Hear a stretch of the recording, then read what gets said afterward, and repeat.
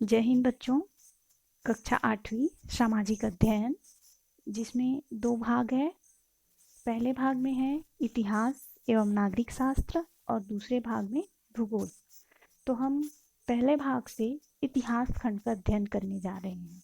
अध्याय 1, आधुनिक यूरोप का उदय।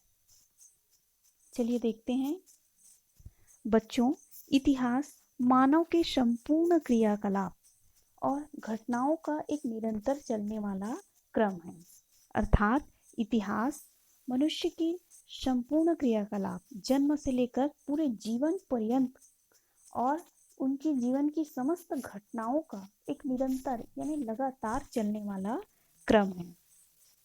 इसलिए जानकारी, समझ, अध्ययन और अध्यापन आदि की सरलता के लिए इतिहासकारों ने विश्व इतिहास को 3 कालों में विभाजित किया है, जो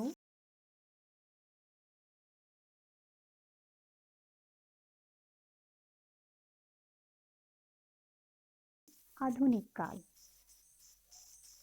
यह विभाजन विभिन्न देशों में एक निश्चित और लंबी अवधि तक चलने वाले राजनीतिक, सामाजिक, आर्थिक, धार्मिक और सांस्कृतिक ढांचे में शामिल हो रही नवीन प्रवृत्तियों के आधार पर किया गया है।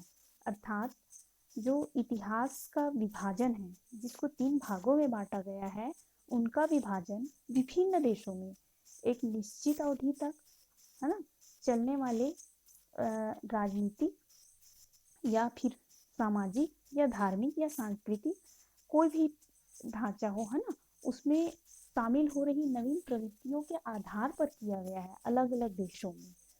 अब प्राचीन एवं मध्यकाल की चर्चा तो हम पिछली कक्षाओं में कर ही चुके हैं बच्चों। अब हम आधुनिक काल के बारे में चर्चा करेंगे।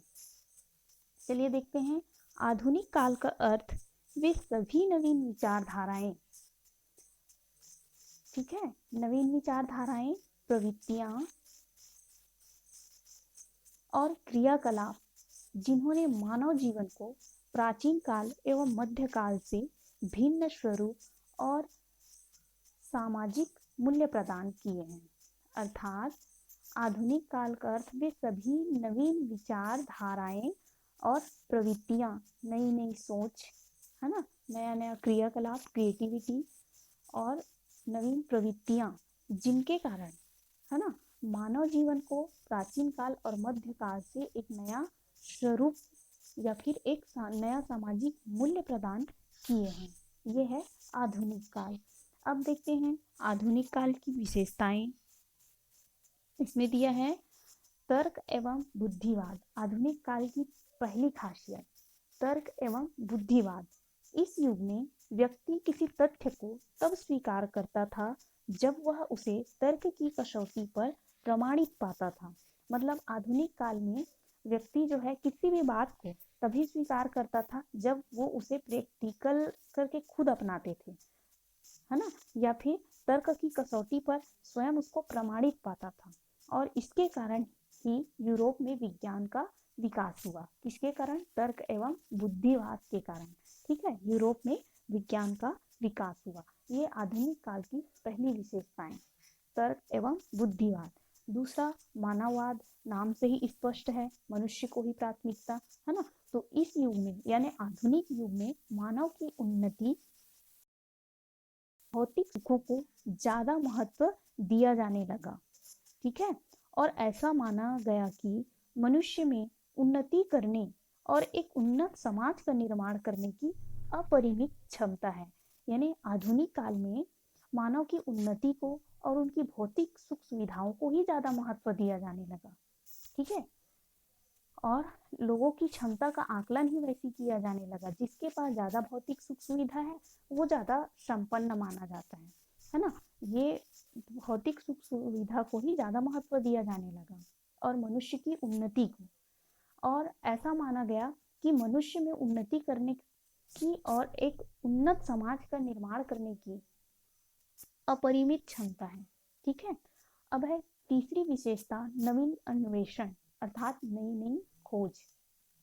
तो इसमें देखते हैं आधुनिक काल में भौगोलिक खोजों, विज्ञान की प्रगति, औद्योगिक क्रांति एवं नवीन राजनीतिक सामाजिक विचारधाराओं की शुरुआत हुई। यानी आधुनिक काल में क्या हुआ, भौगोलिक खोजों की शुरुआत हुई, विज्ञान की प्रगति हुई, उद्योगों में क्रांति आई, है ना, और नवीन राजनीतिक सामाजिक विचारधाराओं की शुरुआत हुई।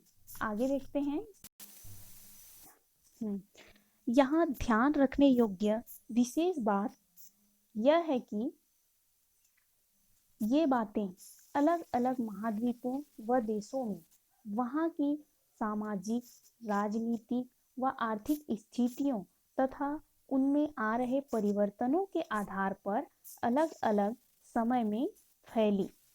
ठीक है, अर्थात जो आधुनिक काल की शुरुआत है ना, तो उसमें ध्यान रखने योग्य बात यह है कि ये अलग अलग महाद्वीपों में, दुनिया में 7 महाद्वीप है, उसमें अलग अलग महाद्वीपों में और अलग अलग देशों में वहाँ की स्थिति, चाहे सामाजिक स्थिति हो, राजनीतिक स्थिति हो या आर्थिक स्थिति, तथा उसमें आ रहे परिवर्तन के आधार पर अलग अलग समय में फैली।